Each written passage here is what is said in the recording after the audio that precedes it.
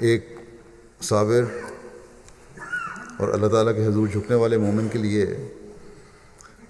تو اللہ تعالیٰ کی طرف سے خوشخبریاں ہی خوشخبریاں ہیں۔ پھر ایک اور موقع پر حضرت صلی اللہ علیہ وسلم نے ہمیں صبر اور دعا کی اہمیت بتاتے ہوئے اور اس کے بدلے میں اللہ تعالیٰ کے سلوک کا ذکر فرماتے ہوئے فرمایا کہ اللہ کی راہ میں بہنے والا قطرہ خون اور رات کے وقت نفل پڑھتے ہوئے خشیت باری تعالیٰ کے نتیجے میں آنکھ سے ٹپکنے والے قطرے سے زیادہ کوئی قطرہ اللہ تعالیٰ کو پسند نہیں، اور نہ ہی اللہ تعالیٰ کو کوئی گھونٹ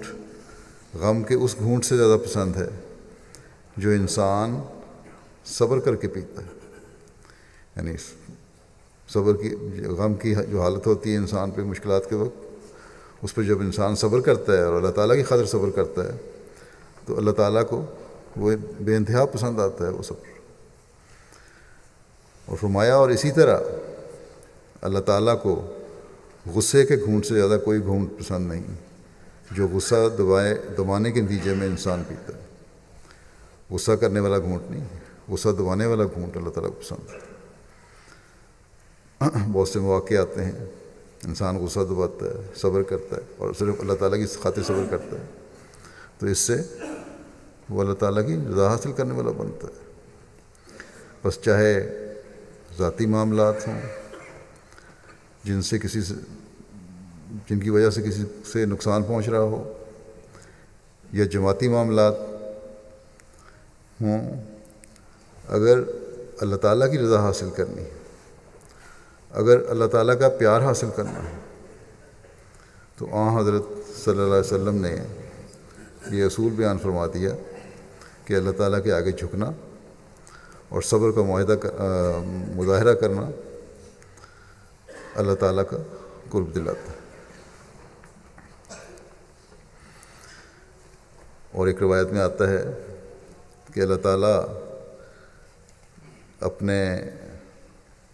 مقرب بندوں کے لیے بڑی غیرت رکھتا ہے اور دشمن کو پکڑتا ہے جو اس کو تکلیف اور نقصان پہنچانے والے ہوتے ہیں۔ بس جس معاملے کو اللہ تعالیٰ اپنے ہاتھ میں لے لے،